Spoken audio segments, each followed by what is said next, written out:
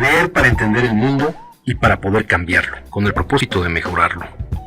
Leer para cambiar uno mismo, leer por gusto, por pasión, para saber, para conocer y también para dudar, para cuestionar. Letras militantes. Comenzamos.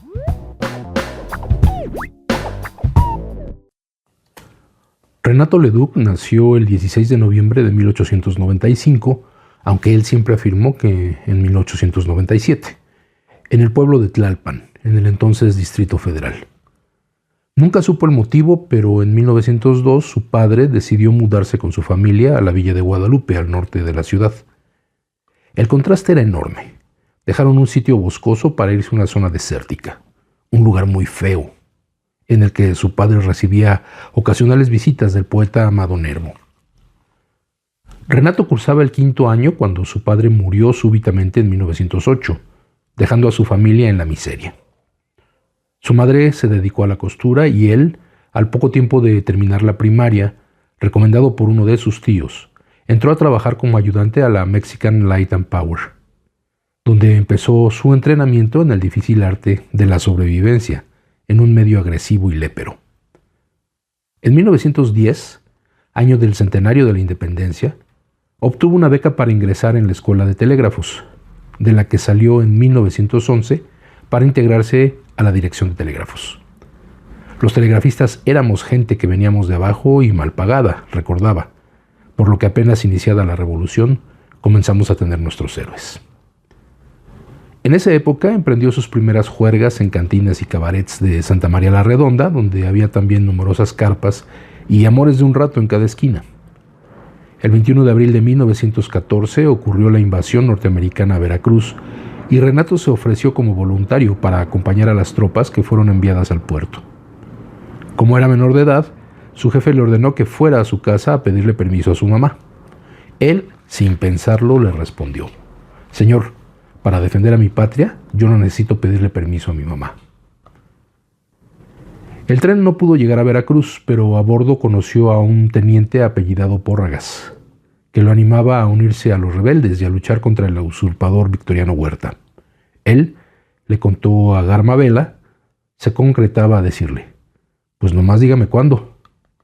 Con ese espíritu, junto con Pórragas, Renato se fue a La Bola, viajó a Morelia, y siguió un poco a la deriva hasta Chihuahua, donde, dada su experiencia como telegrafista, no tuvo problemas para incorporarse a la famosa División del Norte de Pancho Villa, donde vivió, hasta el final, los triunfos y las derrotas del legendario general, y conoció a personajes como Felipe Ángeles, Martín Luis Guzmán y el periodista estadounidense John Reed. De regreso a la Ciudad de México, Renato se inscribió en la escuela preparatoria, donde escribió su famoso soneto, Tiempo.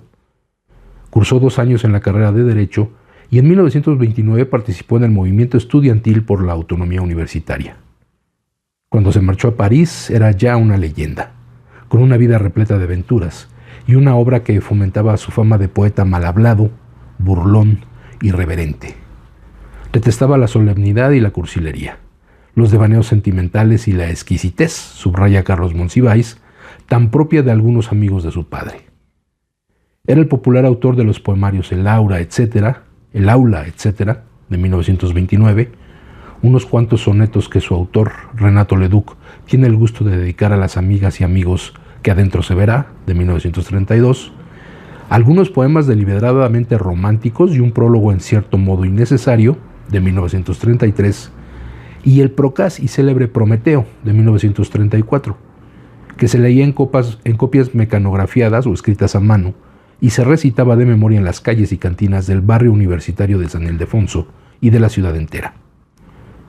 Leduc había publicado también un satírico libro en prosa, Los Banquetes, cuasi novela, de 1932, que refleja el espíritu homofóbico y machista de su época, su animadversión por los poetas del grupo contemporáneos y por el Corydon de André Gide, aunque asimismo su rotunda admiración por Chaplin.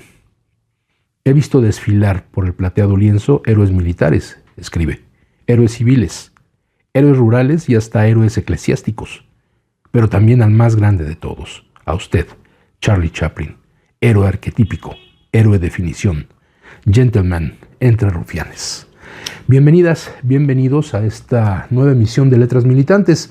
Me da mucho gusto poder leer este libro porque es una joya que recién conseguí, que yo no sabía que existía y que pues es un relato muy interesante de la relación que tenía Renato Leduc con Leonora Carrington. El libro se titula 15 fabulillas de animales, niños y espantos, que tiene, estas fabulillas escritas por Renato Leduc e ilustradas con viñetas de la pintora surrealista Leonora Carrington.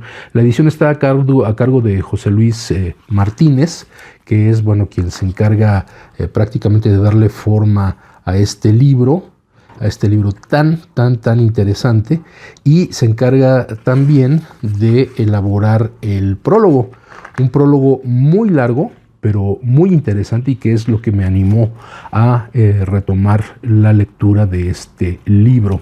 ¿Por qué? Porque en este prólogo nos da todos estos antecedentes biográficos tanto de Renato Leduc como de Leonora Carrington. Y repito, es un personaje muy interesante, no solo por su trayectoria como periodista, como poeta, como diplomático, sino porque tiene esos detalles que conectan, en este caso, con nuestra organización, con el Sindicato Mexicano de Electricistas. Él no fue fundador ni fue miembro del Sindicato Mexicano de Electricistas, pero sí fue empleado por muy poco tiempo de la Mexican Light and Power.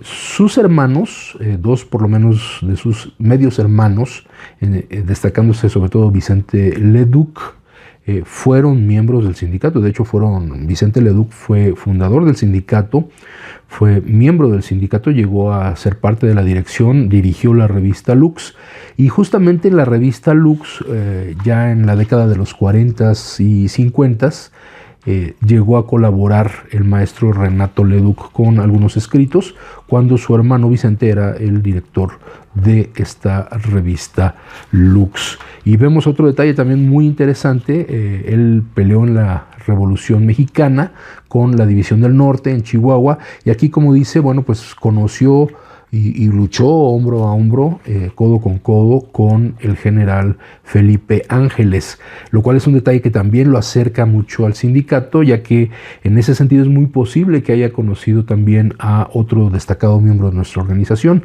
que fuera secretario general, Luis Espinosa Casanova, quien también estuvo en la revolución y de hecho fue parte del Estado Mayor del general Felipe Ángeles. Entonces, ahí hay muchas coincidencias, muchos detalles que lo acercan a la historia de nuestro sindicato, pero que también tiene su propio mérito como un artista de la lírica, un periodista muy bueno.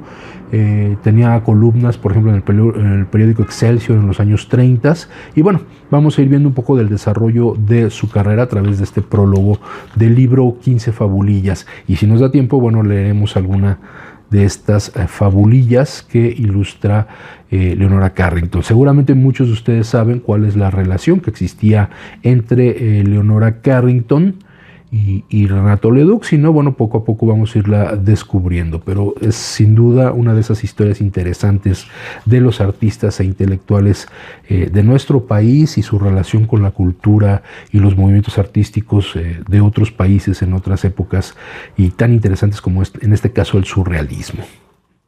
En parte de esta descripción que hace el autor, el prologuista, José Luis Martínez, viene esa descripción de que en este andar en aventuras por diferentes rumbos, llega a París, se va a París, y aquí es donde continuamos un poquito la lectura. Es un prólogo muy largo, por eso vamos a tratar de sintetizarlo en partes que sean un poquito más accesibles para hacer dinámica esta lectura, y sobre todo interesarlas a ustedes en buscar esta información tan interesante sobre la vida cultural de nuestro país.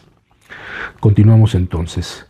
Como en México, en París, Leduc frecuentó los ambientes callejeros, marginales, excéntricos. Era un flâneur. Flâneur es como se describe a esta costumbre que tenían algunos franceses, sobre todo intelectuales como Baudelaire, Baudelaire, que era uno de esos poetas malditos de la literatura francesa, y que le gustaba caminar por las calles, vagar, dirían nuestros abuelos, pero era todo un arte, y ya leímos incluso algún pequeño artículo que describe esta actividad del flâneur en París. Entonces a Renato Leduc pues también le gustaba pasear por las calles, caminar, deambular sin un plan predefinido, sin una ruta determinada, sino simplemente dejarse llevar por los rumbos de esta fabulosa ciudad que es París. Era un flâneur, caminaba por todas partes, solo o acompañado, practicando lo que su padre, citando a Santa Teresa, llamaba la heroica costumbre de andar a pie. En el Café de Fiore y en Les Deux Magots conoció a André Breton, Benjamin Perret, Marcel Duchamp, Max Ernst, Leonora Carrington y demás integrantes del grupo surrealista, quienes también solían reunirse en el Cyrano de Place Blanche, un café concurrido por malandros, vividores y bohemios muy cerca de la casa de Breton. Renato Leduc disfrutó sin reparos de las noches y los cabarets de París. Le gustaba ir al edificio donde vivía André Breton, en el 42 de la Rue Fontaine, en Montmartre. En sus recuerdos no dice si lo visitaba, si alguna vez ascendió por la escalera hacia el gran laboratorio del surrealismo, como lo llama Alejo Carpentier en La consagración de la primavera. Quizás en alguna ocasión estuvo en ese estudio que, escribe Carpentier, adornaban silenciosas pinturas de sueños, el silencioso cerebro del niño de Chirico, silenciosos caballeros enlevitados en una playa nocturna de Magritte, o sea, autores de peso del surrealismo, silenciosas máscaras de las nuevas hébridas, el silencioso gramófono de un gran poeta que aborrecía la música. Se sabe que los aposentos de André Breton pues tenía un mar de cosas de diferentes culturas, de diferentes periodos históricos, de diferentes temas, en una exposición que se hace 2 años en el Museo Georges Pompidou en París. Se puso una reproducción del estudio de André Breton y de todas estas cosas, que tenían un auténtico gabinete de curiosidades, de máscaras, de figuras, esculturas,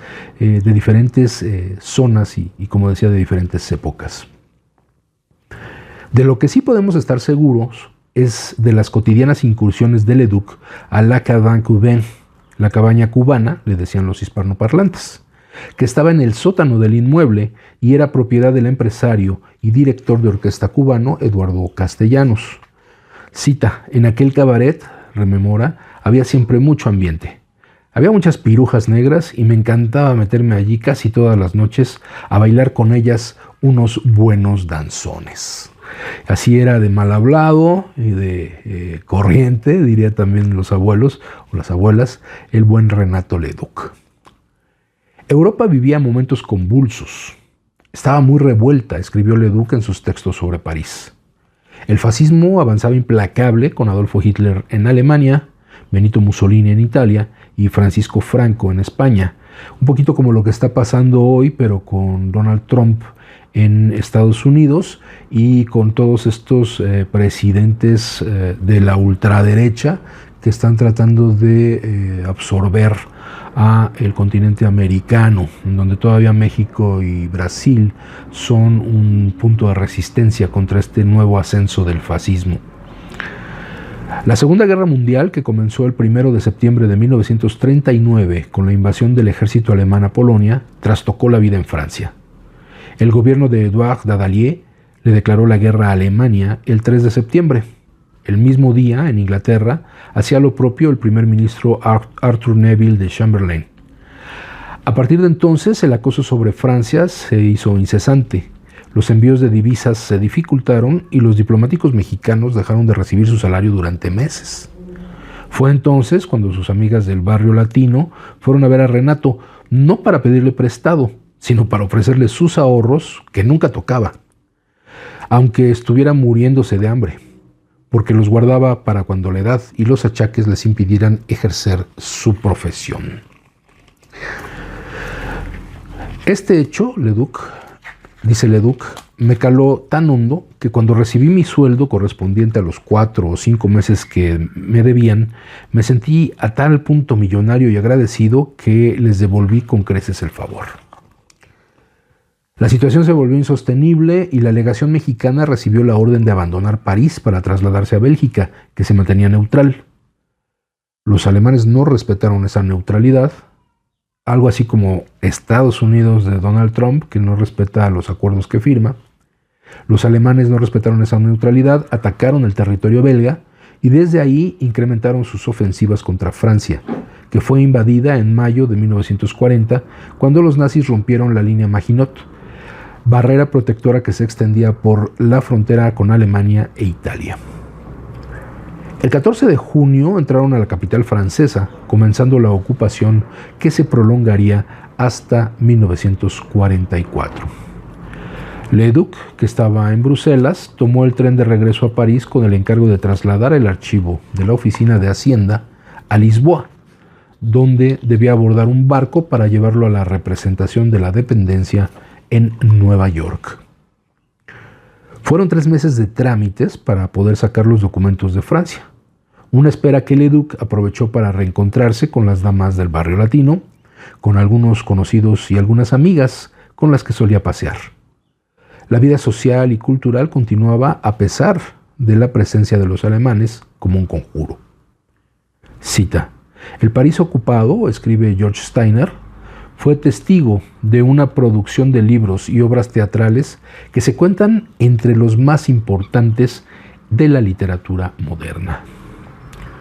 Una mañana Renato caminaba con una amiga por la avenida Kleber, que une la Plaza de la Estrella con la del Trocadero, donde estaba el antiguo Hotel Majestic, sede del Estado Mayor alemán durante la ocupación. De pronto vieron acercarse un automóvil descubierto custodiado por motociclistas alemanes. Renato, siempre ocurrente, se paró a la orilla de la acera y cuando el automóvil pasaba a su lado levantó el brazo derecho, como hacían los nazis, y gritó con fuerza: ¡Heil Hitler! La comitiva se detuvo, el hombre que viajaba en el asiento posterior del automóvil se puso de pie y extendiendo el brazo respondió: ¡Heil Hitler! Leduc quedó paralizado. Frente a él estaba el Führer en persona. O sea, puntadas de mexicanos que luego salen muy raras. Cuando el automóvil y los escoltas se alejaron, su amiga, aterrada, le reclamó airadamente haber saludado al invasor y se fue corriendo, furiosa.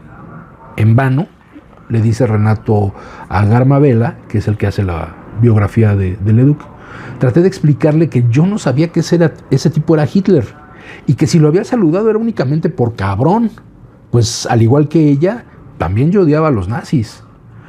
Por culpa de Hitler perdí una amistad que apreciaba mucho.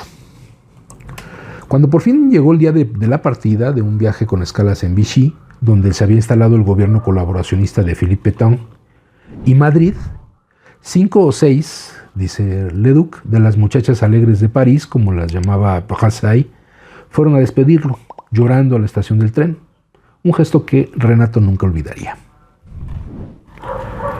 Leonora Carrington llegó a París en el verano de 1937 para reunirse con Max Ernst. Ella tenía 20 años y él 47. Lo había conocido poco antes en Londres en una cena en el departamento del arquitecto húngaro Erno Goldfinger y su esposa Úrsula, compañera de Leonora en la Academia de Dibujo y Pintura de Amédée Osenfant, situada en la calle Warwick en Kensington, una de las zonas más lujosas de la capital inglesa.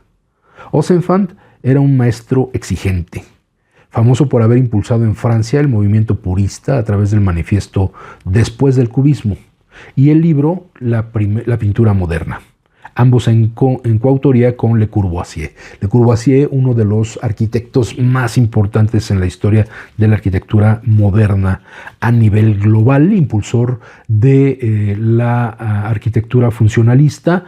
En algún momento también influyó dentro de la tendencia que tomó la escuela de la Bauhaus en Alemania y que ha sido fundamental para la arquitectura moderna. Fue el primero en creer en Leonora como artista, me refiero a Osenfant. Fue crucial en mi desarrollo, reconoce ella en una entrevista con Silvia Cherem. Como buen purista, insistía obsesivamente en que comprendiéramos la química de todos los que utilizábamos, incluyendo el papel y los lápices. Me dio las primeras herramientas. Ozenfant le inculcó el rigor académico que caracterizaría la pintura de Leonora, de trazo limpio, preciso, aunque muy lejos de la exasperante frialdad del purismo, enemigo del azar tan celebrado por los surrealistas, que lo consideraban un gran estímulo de la creatividad.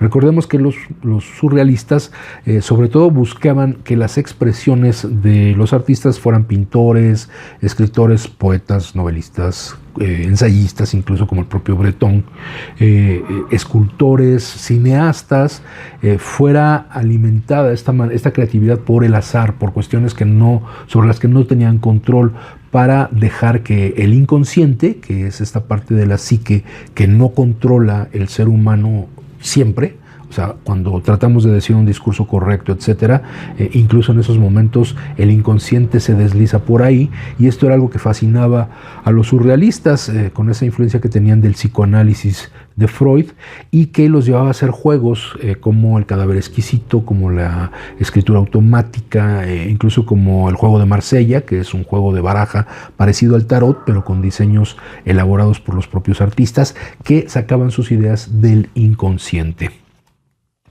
Se menciona, por cierto, como inconsciente porque muchos suelen decir el subconsciente, pero no es correcto desde la perspectiva del psicoanálisis, porque decir subconsciente es como decir que es algo que está debajo de la conciencia. Sin embargo, como expresa Freud en sus escritos, el inconsciente está presente en todo el tiempo, en todos lados.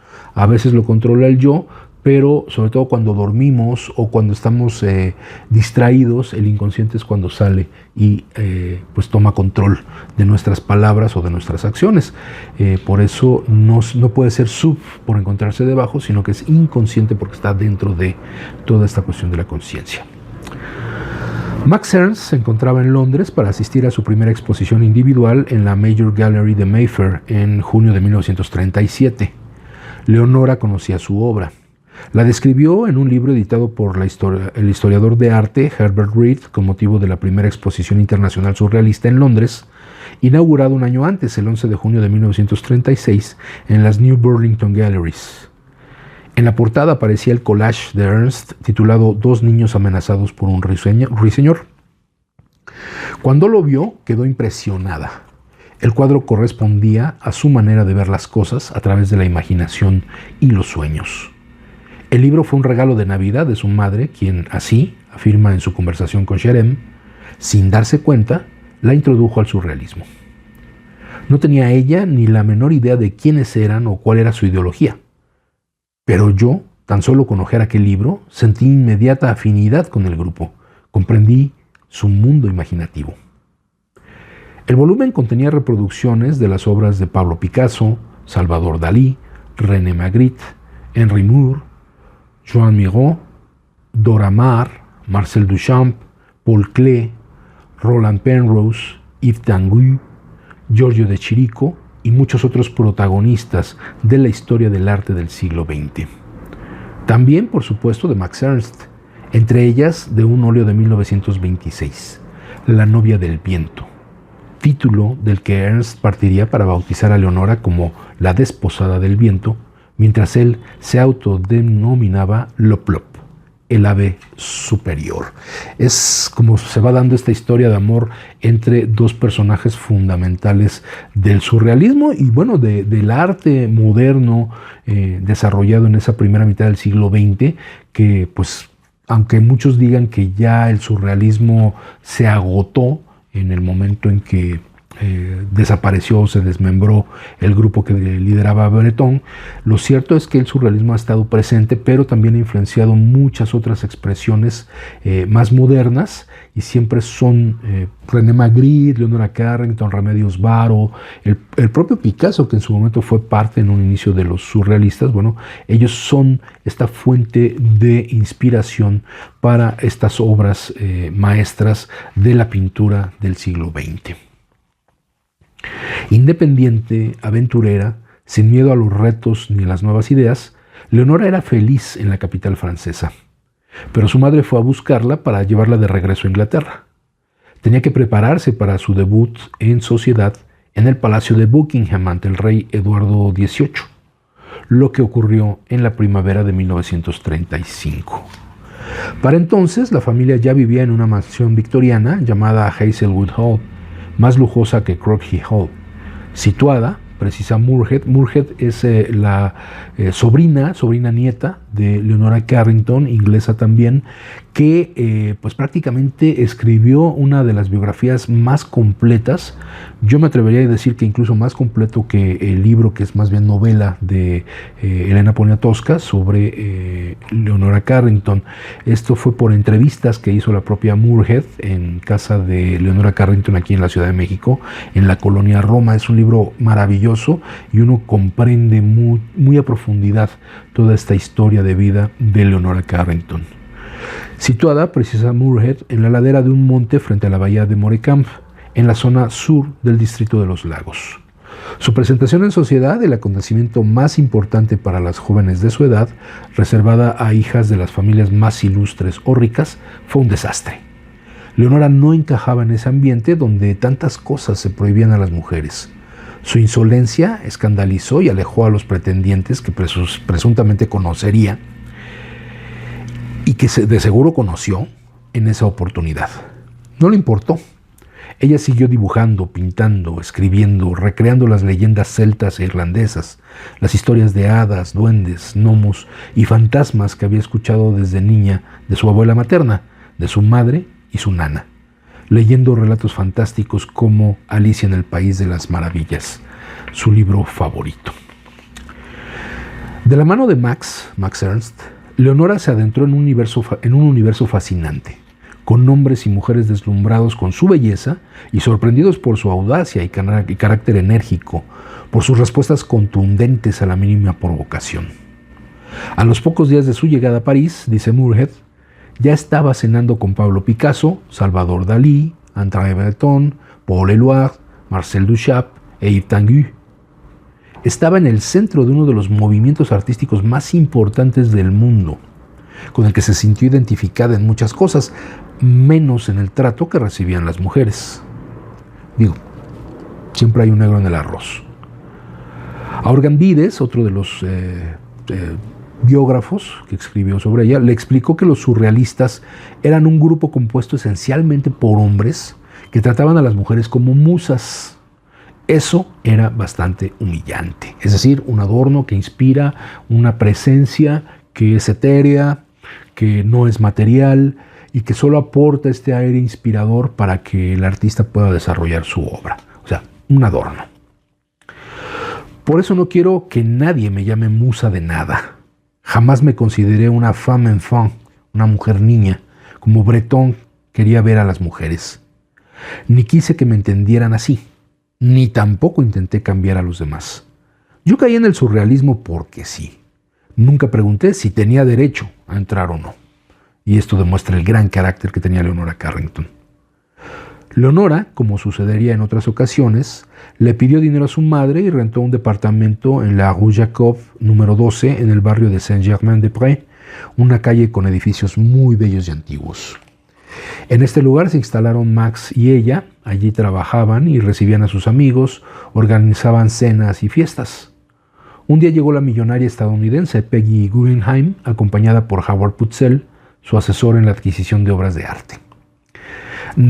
Peggy Guggenheim, bueno, pues es famoso por los museos Guggenheim. Su padre es el gran impulsor de esa filantropía capitalista que, pues, lo bueno que ha dejado es justamente esas grandes colecciones de arte y de objetos históricos que son los museos Guggenheim.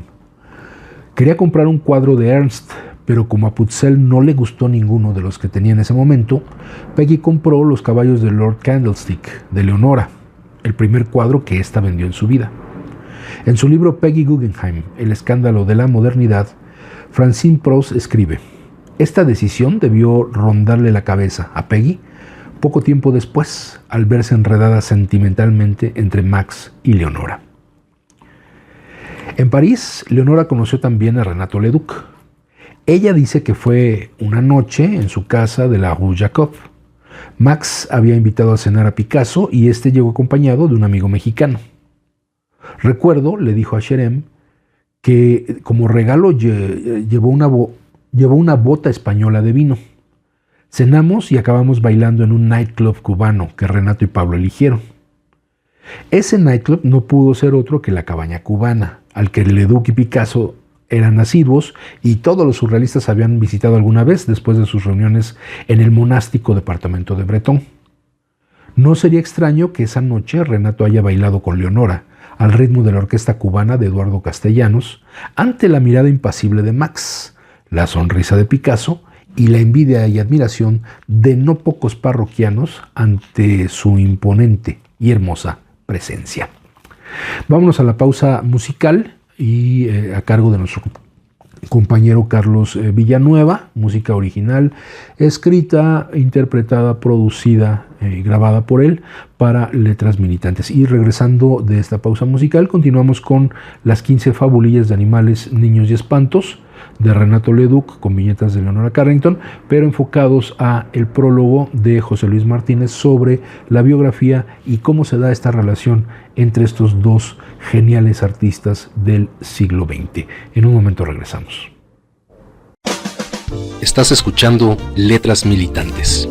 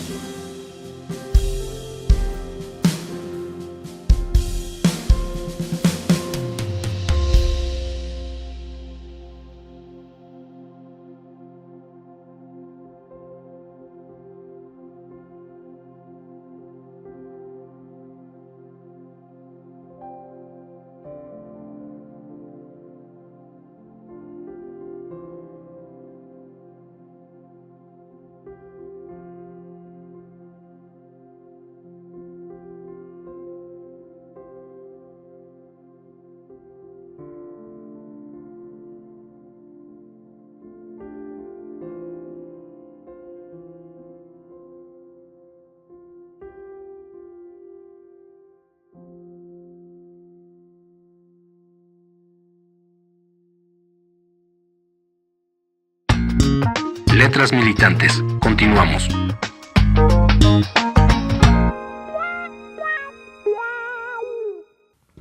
Regresamos a Letras Militantes para continuar con esta interesantísima historia sobre la relación entre Renato Leduc, mexicano, Leonora Carrington, pintora inglesa nacionalizada mexicana, y cómo se dio una relación entre estos dos personajes con carácter tan disímbolo, tan opuesto.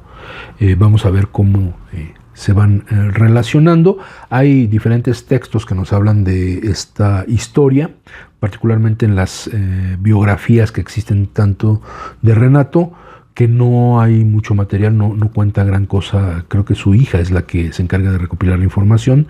Y por el otro, en el caso de Leonora, que a pesar de que no le gustaban las entrevistas, hay algunas que se fueron relacionando muy directas sobre su biografía, pero sobre todo esta biografía que le escribe su sobrina nieta. Y bueno, continuamos como nos va narrando José Luis Martínez esta relación entre Renato Leduc y Leonora Carrington. La memoria de Leduc no coincide con la de Leonora sobre la primera vez que se vieron. En sus textos y entrevistas deja entrever que fue en alguno de los cafés en los que solían reunirse los surrealistas. Un día, contaba, Leonor Fini, admiradora de Breton y examante de Ernst, lo invitaron a una reunión a la casa de Max y tu amiga Leonora. Viendo su desinterés, agregó: ya sé que no te agradan mucho las fiestas de intelectuales, pero como un día me dijiste que darías cualquier cosa por conocer a Picasso, y él prometió ir, pensé en avisarte. Al escuchar esto, Renato aceptó la invitación entusiasmado. Quedaron de verse en la terraza del Café Le Dôme, en donde de manera inesperada se les unió el pintor español Óscar Domínguez, también deseoso de conocer al genio de Málaga. Llegaron en un taxi. La casa tenía un portón oscuro. Subimos una escalera amplia, contaba Leduc. Tocamos la puerta del segundo piso, nos abrieron y entramos a una sala donde se bailaba al compás de una grafonola. No era grande la concurrencia. De pronto Leonor localizó a Picasso. Estaba sentado en un sillón tomando una cerveza. Nos acercamos a él y ella le dijo: le presento a este mexicano. En cuanto Picasso oyó aquello de mexicano, me preguntó si conocía a Diego Rivera. Le respondí que sí, y comenzamos a hablar de él, con gran regocijo de Picasso, que recordaba mucho las genialidades parisienses de nuestro gran muralista. Recordemos que justo en la época de la Revolución, Diego Rivera estudiaba pintura en París, y que, bueno, pues ahí lógicamente se dejó influenciar por cantidad de pintores, entre ellos el propio Pablo Picasso. Como haya sido la memoria, lo sabemos, es veleidosa. Lo cierto es que para Leonora y Renato, su amistad estuvo siempre asociada con la presencia de Picasso. Bueno, acá también nos habla un poquito más de el prologuista, nos habla un poquito más de cómo se da esta relación entre Max Ernst y Leonora Carrington, que bueno, no es tanto nuestro interés, pero que es importante hacer pues algunas anotaciones. Vivieron juntos en Francia. Max Ernst era casado, tenía un hijo, y pues la relación se tornó muy difícil con la ex esposa de Max Ernst, que bueno, según mal no recuerdo, no estaban divorciados, sino que seguían casados, y entonces bueno, era más como un amaciato el que tenían Leonora y Max Ernst. Digo, los términos que se utilizaban en aquel entonces, ¿no? Entonces el caso es que decidieron salirse de París, irse a un lugar mucho más tranquilo, y se fueron a una región en el sur de Francia que se llama Saint-Martin-d'Ardèche. Ahí pues compraron una casa, ahí pintaban. Fue un periodo muy importante en cuanto a la creatividad artística de los dos. Ellos decoraron la casa incluso a su gusto, vivían pues bastante a gusto, a pesar de que había esta acechanza constante de la exmujer de Max Ernst, y que bueno, tenían que ir y venir constantemente a París, particularmente Max Ernst, que iba pues lógicamente a vender sus cuadros y a ver cómo iban las cosas, porque recordemos, estamos hablando ya de la Francia invadida por los nazis. Entonces bueno, incluso Max Ernst fue pues detenido y enviado a un campo de concentración, y en este campo de concentración estuvo Max durante bastante tiempo, al grado de que Leonora pues caía en depresiones muy fuertes por estar sola en esta casa en el sur de Francia, y pues llega el momento en que ella pues decide irse de ahí porque ya no tiene noticias de qué es lo que está pasando con Max. Toma muchas de las cosas que había dejado Max, y pues se traslada, se dirige hacia España, que es donde empieza su exilio por la persecución de los nazis.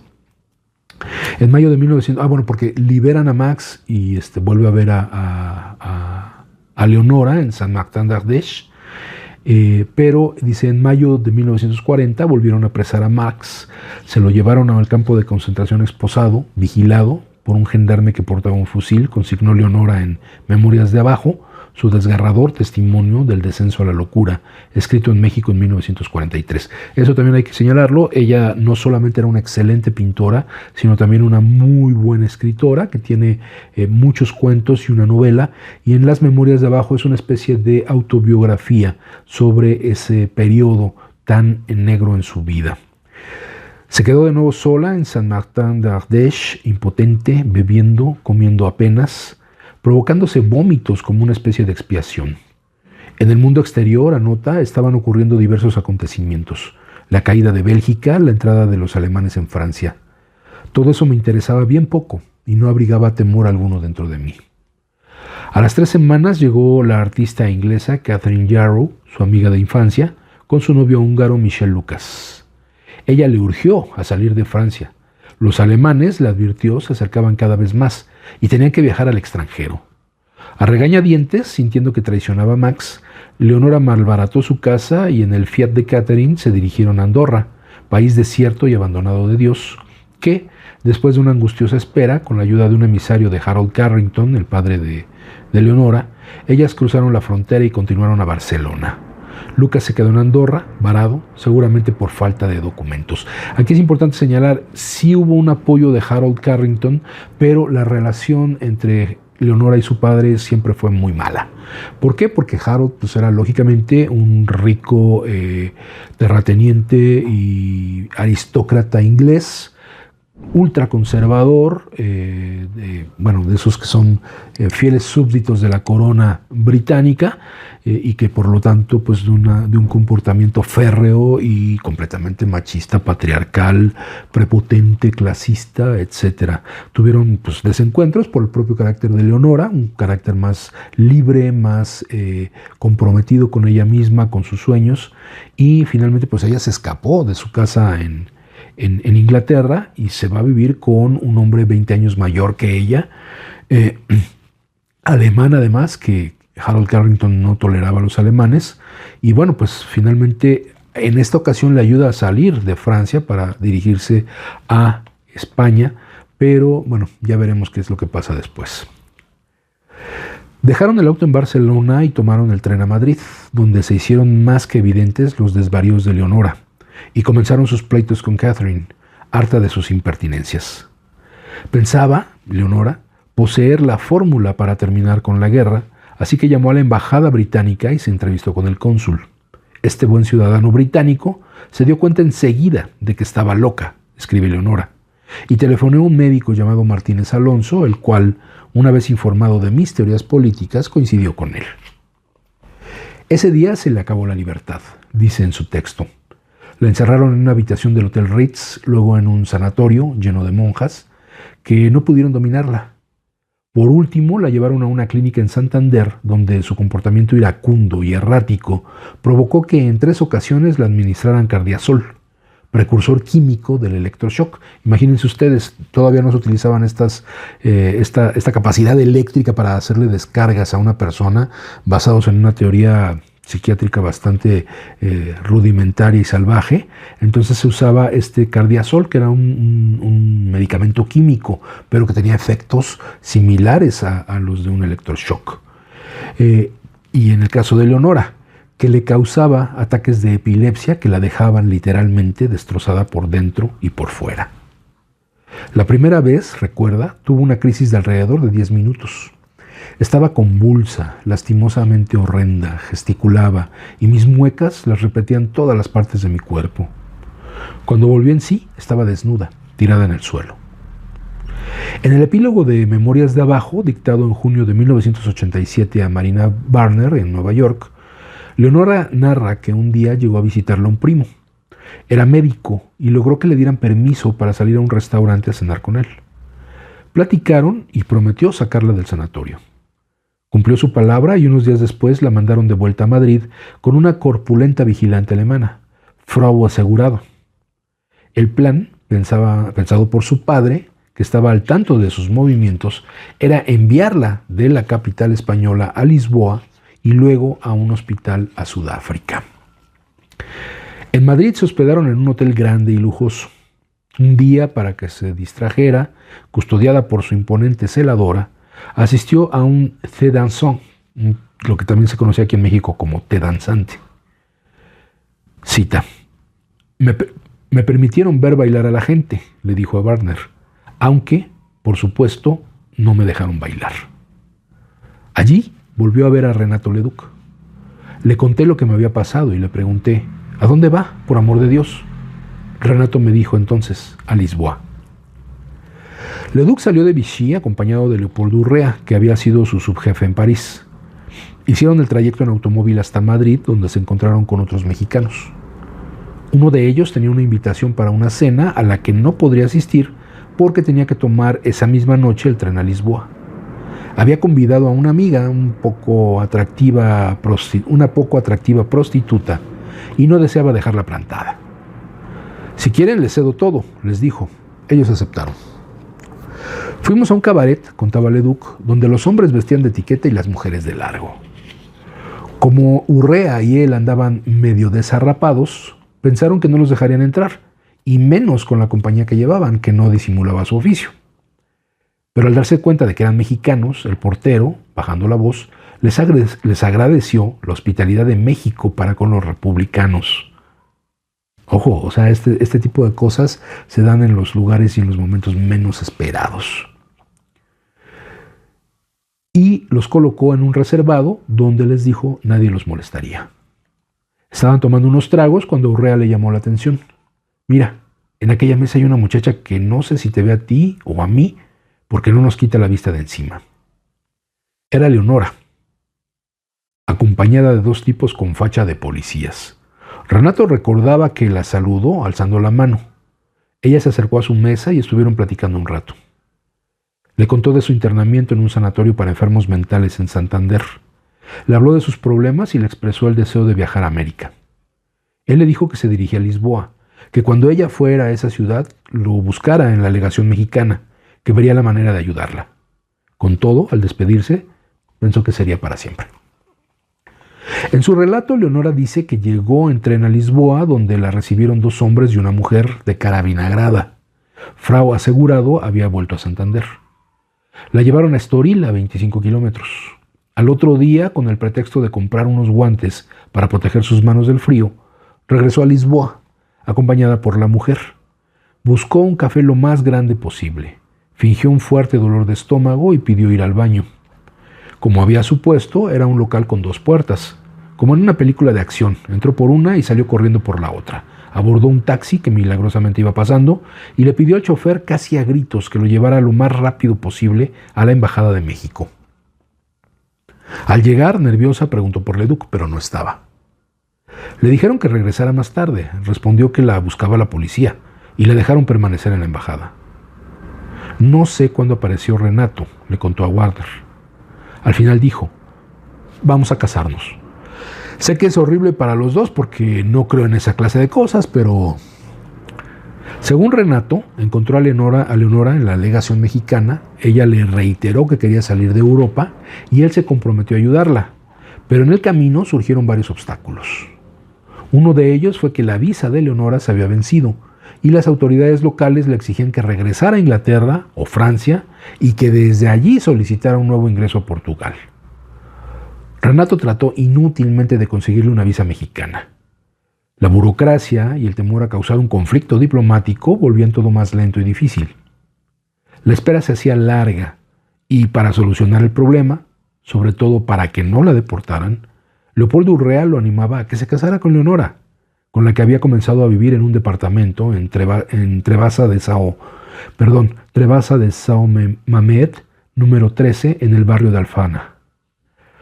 Renato se negaba porque, le dijo a Garmabela, entre mis planes de aquel entonces no figuraba contraer matrimonio, por lo menos en un buen tiempo. Cuando al fin se decidió, sin lugar a dudas más por el atractivo de Leonora que por la insistencia de Urrea, una mañana fueron al consulado inglés, donde ella tenía un amigo que los casó de inmediato. Las cosas no sucedieron tan rápido como ellos decían. En el consulado británico tuvieron que aguardar varias semanas a que les asignaran una fecha para la boda, que se realizó el 26 de mayo de 1941. Ella tenía 24 años, él 42. En realidad 44, si nació en 1895. En el acta no se consigna ninguna profesión de Leonora y Leoduc aparece como secretario de la legación mexicana en Lisboa. Leopoldo Urrea fue uno de los 2 testigos de Renato. El otro fue José Domínguez, su compañero de la delegación fiscal de Hacienda en París. En los días de espera, Leonora se encontró a Max Ernst recién llegado a Lisboa.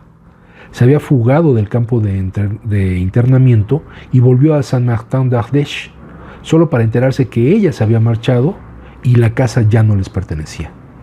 Una noche, subrepticiamente, entró a lo que había sido su hogar, tomó algunas pinturas y se dirigió a Herbel, una vieja villa en Marsella donde una gran cantidad de artistas esperaba que el periodista norteamericano Varian Fry, que dirigía el Comité Internacional de Rescate de Emergencia, les consiguiera papeles para salir de Francia, atravesar España, llegar a Lisboa y viajar a Estados Unidos. Toda una odisea en una Europa en llamas, con espías por todas partes. Por cierto, una recomendación, creo que todavía está en la plataforma de Netflix, si no, pues búsquenla por YouTube, una serie que se llama Transatlántico.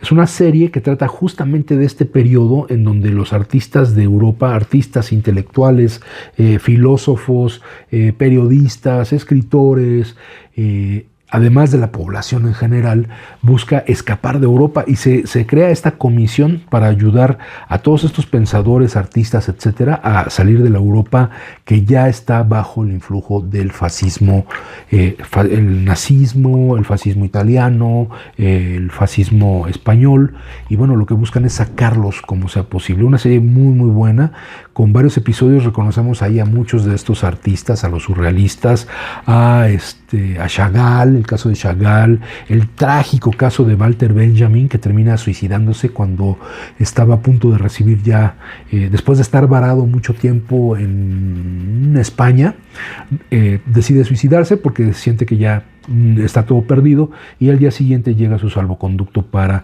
poder irse a tomar el barco para poder irse hacia los Estados Unidos. Muy buena serie, Transatlántico se llama, búsquenla. Si la encuentro, subo el link al perfil de Letras Militantes. Max Ernst estaba en Lisboa patrocinado por su nueva amante, quien lo alcanzaría después en compañía de sus 2 hijos, su exmarido con su nueva esposa y sus pequeños hijos. A todos iba a pagarles el boleto de avión a Nueva York. Todos dependían económicamente de ella. Max estaba con Peggy Guggenheim, solo por interés. Ella lo sabía, aunque le costara admitirlo. Por eso, cuando Ernst fue a recogerla a la estación del tren y le contó que Leonora estaba en la ciudad, sintió una puñalada en el corazón, como escribe en su libro de memorias. Max, dice Francine Prost, no hacía ningún esfuerzo por ocultar que todavía estaba enamorado de Leonora. Y se sentía furioso al saber que pensaba casarse con Leduc, al que consideraba un hombre inferior. Tendría que ser alemán. Si para Renato Lisboa era en aquel entonces una ciudad muerta, hipócrita y aburrida más no poder, en la que se escuchaba una música tristísima, el fado, y se bebía una pésima cerveza, para Leonora y Max representó la oportunidad de volver a estar juntos, de pasear, de dibujar uno al lado del otro, en silencio, en perfecta comunión. Max le pidió a Peggy, una persona bastante agradable y generosa, según Leonora, que le invitara a viajar con ellos en avión a Estados Unidos. Peggy aceptó, pero Leonora no quiso. Estaba con Renato y con él saldría de Europa. El 11 de junio de 1941, Leonora y Renato abordaron el SS Exeter, el barco que los conduciría a Nueva York. Ella llevaba en su equipaje algunas pinturas que le había encargado Max. 2 días después, Peggy Guggenheim, Ernst y el resto de la comitiva subieron al Clipper de la Pan American Airways, un auténtico hotel aéreo de lujo, con camas individuales, salón comedor, vajilla de plata, cristalería, una gran selección de vinos y una cocina gourmet. O sea, así viajaban los ricos aún en los inicios de la aviación, cuando la aviación todavía era una forma nueva de viajar, pues eran viajes de lujo, no lo que conocemos ahora, pero bueno. El viaje con escala en las Islas Azores tuvo una duración de 24 horas y en ningún momento, al asomarse por la ventana, Max y Peggy reconocieron el barco lleno de refugiados, amontonados como sardinas, en palabras de Leduc, en el que viajaba Leonora con su marido mexicano. El Clipper aterrizó en el aeropuerto de La Guardia el 14 de julio. 7 días después atracó el SS Exeter en los muelles de Brooklyn. Todo era cuestión de tiempo para que Leonora y Max volvieran a verse.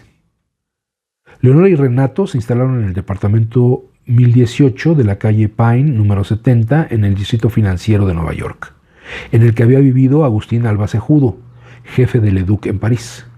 Muy probablemente era un lugar en el que se hospedaban de manera provisional los empleados de la Secretaría de Hacienda provenientes de otros lugares. Y se convierte Nueva York en el primer hogar estable en donde se encuentran buscando la manera ya de llegar incluso a la Ciudad de México, como vamos a ver más adelante. Vienen, otras descripciones sobre la relación con Max Ernst, el triángulo que se forma con Peggy Guggenheim, y nos menciona al respecto. Peggy se sentía celosa y sufría intensamente, lo dice en su libro, al ver a Leonora y Max. Era claro que él estaba loco por Leonora, quien lo llamaba con frecuencia para salir a pasear. Pero ella, dice Joanna Moorhead, la sobrina nieta de Leonora, ya no correspondía a sus sentimientos.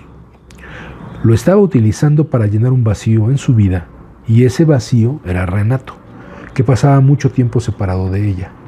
Vivían como marido y mujer, pero él casi nunca estaba en casa, sobre todo por las noches.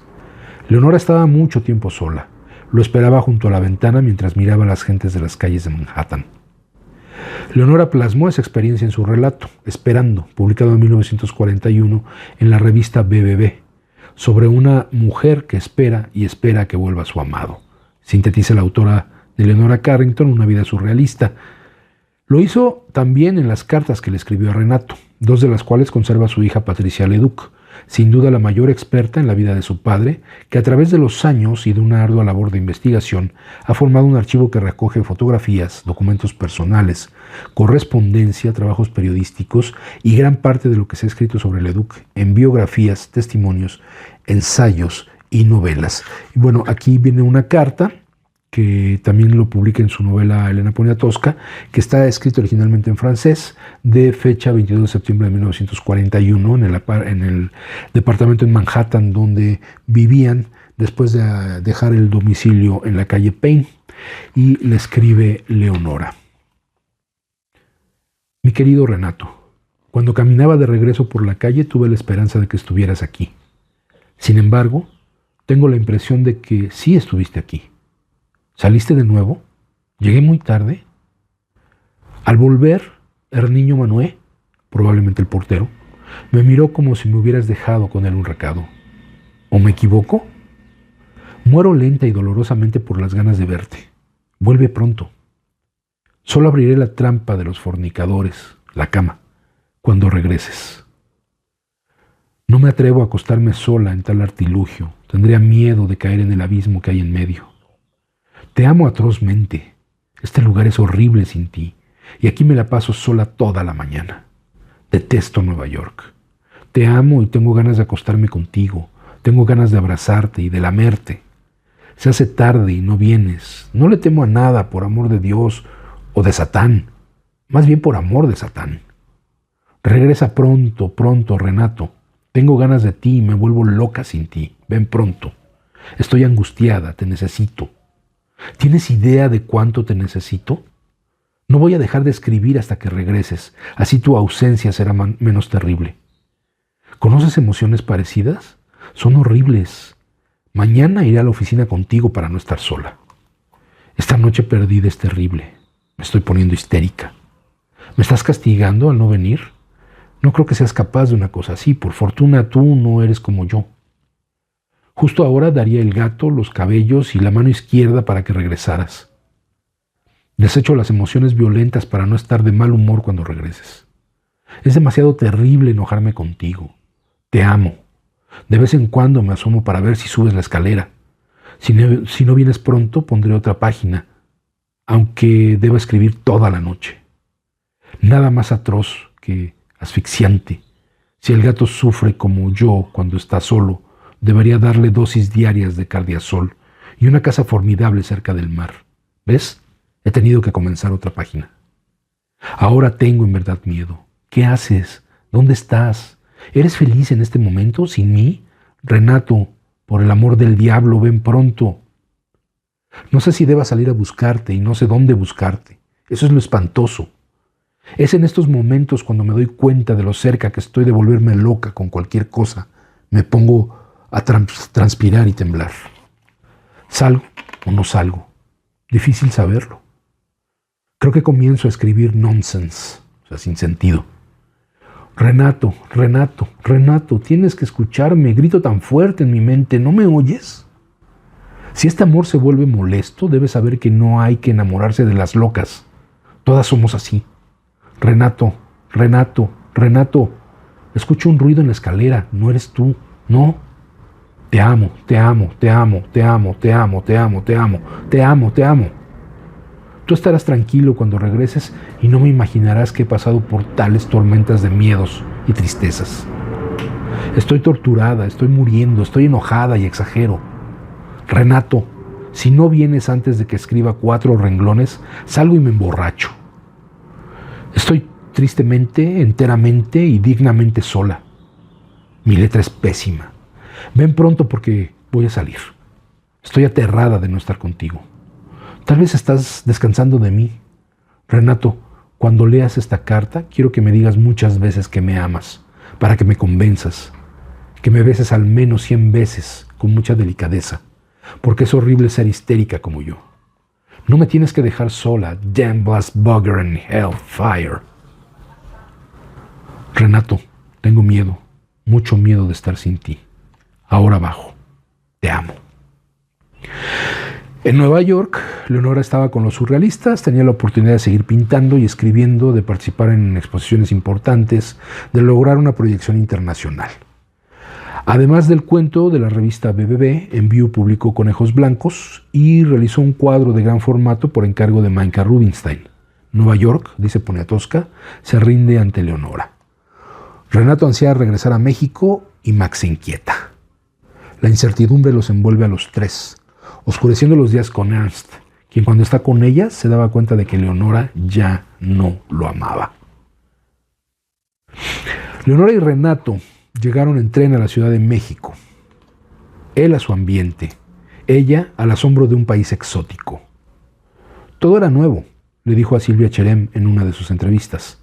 Desde el espíritu de la gente a la gran variedad de comidas, plantas y animales, hasta el paisaje y el contacto con los muertos. Alquilaron un departamento en Giordano Bruno, en Mixcoac, muy cerca del mercado, que desde el principio le fascinó. Una de las actividades que más me gustaban era ir al mercado. Fue fantástico descubrir los chiles chipotles o los gusanos de maguey, recordaba entusiasmada, evidenciando su enorme placer por la cocina. De hecho, ese es uno de los temas que también ella retoma en otro texto, que es un recetario que hace Leonora Carrington, que lo relaciona siempre con la alquimia. Para ella, el elaborar los pigmentos para sus pinturas o cocinar eran rituales alquímicos. A ella le gustaba mucho esta parte esotérica, de mitos, de leyendas, en fin. Y la cocina fue un elemento fundamental que disfrutó sobre todo con su gran amiga que hizo ya en México, que la había conocido también en Europa, pero que la recupera aquí en la Ciudad de México. Ahorita vemos quién es. De nueva cuenta, Renato tuvo dificultades para encontrar trabajo. Andaba de un lado a otro sin lograr nada. Pensó volver a Nueva York, donde tenía algo seguro para ganarse la vida, pero Jorge Piñó Sandoval, columnista Cumbre de México, le insistió para que se quedara, iniciándolo en los secretos de la columna. Después lo presentó con Rodrigo de Llano, el poderoso director del periódico Excelsior, el más importante del país, donde Renato comenzó a colaborar con una seccioncilla sobre su vida en París. Así fue, decía, como se quedó definitivamente en México y se dedicó a un oficio que ya no abandonaría, el periodismo. De Mixcoac, Leonora y Renato se cambiaron a Rosas Moreno en la colonia San Rafael y más tarde por el mismo rumbo a la calle de Artes 110. La calle de Artes, nuevamente hay paralelos muy interesantes con la historia de nuestro sindicato. Departamento 3, precisa Poniatowska. Leonora pintó ahí un cuadro que tituló Artes 110, una cabeza de caballo que reflejaba su impotencia y desesperación por el cauce que tomaba su vida en México. Como en Nueva York, donde afortunadamente tenía a Max para hacerle compañía a la hora que ella quisiera, Leonora comenzó a sentir las ausencias de Renato, que salía a trabajar en la mañana y regresaba en la noche o en la madrugada. Ella no conocía la ciudad, ni el idioma, ni tenía amigos. Pasaba mucho tiempo sola, esperándolo.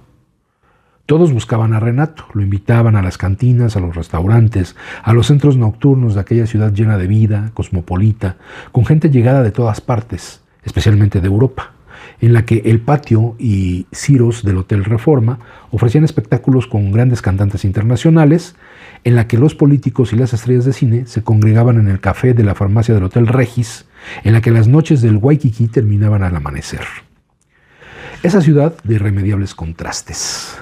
Todos querían estar con Renato, escuchar sus anécdotas, hablar de política y de toros, de los compañeros de la preparatoria que alcanzaban puestos importantes en el gobierno, como Miguel Alemán y Adolfo López Mateos, que llegarían a ser presidentes de la República. A Leonora no le gustaba ese mundo y permanecía sola, abandonada en un lugar extraño, en una ciudad ajena. Leonora y Renato procedían de mundos diferentes y su relación, afirma Patricia Leduc, no podía prosperar de ninguna manera. Las circunstancias los unieron y las circunstancias los separaron. En México, inesperada y afortunadamente, Leonora encontró a la pintora Remedios Varo, que se convirtió en su compañera de andanzas, y al poeta Benjamin Pierret, ambos del grupo de André Breton. Vivían en la calle Gavino Barreda, en la misma colonia que ella, y convocaban en su pequeña y destartalada casa a surrealistas y otros refugiados europeos. Allí comenzó a sentirse acompañada, identificada con los intereses de sus amigos y su manera de ver la vida. Allí conoció al fotógrafo húngaro Imre Emerico Weiss, conocido como Chiqui, amigo de la también fotógrafa Katy Horna, otra de las asiduas a las tertulias de Gavino Barreda, y nuevamente decidió cambiar su destino. Hay que señalar, Chiqui Weiss, ya es un hecho, es algo que se conoce bien, fue el marido con el que vivió hasta que él falleció, Leonora Carrington, pero además Chiqui Weiss fue el que se encargó de rescatar las fotos, lo que llaman la maleta mexicana, de fotos tomadas durante la Guerra Civil Española, una anécdota que también es muy interesante, pero ya abordaremos en otro programa. Renato era un hombre muy bueno y decente, pero teníamos intereses totalmente opuestos, le dijo Leonora a Silvia Cherem. Su mundo con corridas de toros, sangre y muerte acabó por fastidiarme. Leonora y yo, le dijo Renato a Garmabela, estuvimos juntos un año en México, al término del cual comprendimos que nuestra relación no podía seguir. No nos entendíamos y decidimos que lo mejor era divorciarnos y que cada quien tomara su propio camino. Leonora y Renato solicitaron el divorcio el 21 de diciembre de 1944. A las 10 de la mañana del 5 de enero de 1945 comparecieron ante al oficial del Registro Civil en Iztapalapa para ratificar, según el acta respectiva, su inquebrantable y firme propósito de divorciarse. Dieron como domicilio, seguramente falso, la calle Bretaña número 76 de esa delegación. Ella tenía 46 años o 48. Él tenía 46 años o 48 según las indagaciones de Patricia Leduc y ella 28. En vista de que habían cumplido con todos los requisitos legales correspondientes, se declaró disuelto su vínculo matrimonial, quedando ambos cónyuges en aptitud de contraer nuevas nupcias, con la salvedad de que no podrían hacerlo sino hasta pasado un año a contar de esta fecha. Leonora se casó el 7 de enero de 1946 con Chiqui Weiss, con el que tuvo 2 hijos, Pablo y Gabriel. De hecho, si ustedes van al Centro Histórico de la Ciudad de México y entran por la calle de la Condesa, que es la que está a un ladito del Sanborns de los Azulejos, que hace esquina con Madero, ese callejoncito, y cruzan junto a lo que es la casa, el Banco de México, van a encontrar una banca con forma como de una garza, una cosa así, que es una banca. Esa es una escultura de Gabriel Weiss, hijo de Leonora Carrington y de Chiqui Weiss. Ahí nada más para que se den una vuelta. Renato se casó el 14 de agosto de 1948 con Amalia Romero Elizalde, de 23 años, con la que tuvo a su hija Patricia. Leonora y Renato siguieron siendo amigos de toda la vida. A veces él la visitaba en su casa de la calle de Chihuahua y pasaba el tiempo platicando en la cocina, como recuerdan Gabriel y Pablo Weiss. Una ocasión, dice Patricia Leduc, Renato fue con Amalia a comer a casa de Leonora. Otra fue Leonora a la casa de ellos. Del tiempo que pasaron juntos, Leonora dejó un retrato a lápiz de Leduc, sin fecha, un dibujo con la leyenda en francés, diseño mágico para hacer venir a Renato, una hoja con dibujos de animales por ambos lados y las cartas de amor. Como testimonio de su amistad queda el único libro en el que colaboraron. 15 fabulillas de animales, niños y espantos con poemas de Renato y viñetas de Leonora, publicada por la editorial Estiló en 1957 en una edición de 300 ejemplares numerados, seguramente pagada por Leduc, como lo hizo con otros de sus libros. Bueno, vamos a dejar hasta aquí la lectura de esta historia fascinante sobre Renato Leduc y Leonora Carrington. Por cierto, este último dato del lugar donde se divorcian, pues en la calle de Bretaña efectivamente está un registro civil y pues esa calle de Bretaña es donde, recordemos, en la esquina con Calzada de Tlalpan, se encontraba una sucursal de Luz y Fuerza del centro. En fin, detalles que nos van relacionando a nivel historia con estos sitios donde estuvieron presentes personajes importantes del arte, de la historia cultural de nuestro país. Bueno, pues agradeciendo su atención, nos despedimos de esta emisión de Letras Militantes, agradeciendo el apoyo de nuestros camaradas, nuestras queridas camaradas de Radio ESME, a Carlos Villanueva por la música que hace para el programa, a mi compañera Judith García por el apoyo logístico para la realización de este programa. Muchas gracias y nos vemos en la próxima emisión de Letras Militantes. Hasta luego. Decía Samuel Smiles, el libro es una voz viviente, es una inteligencia que nos habla y que escuchamos. Acompáñanos en la próxima emisión de Letras Militantes, a través de Radio ESME, donde a los libros les damos la palabra.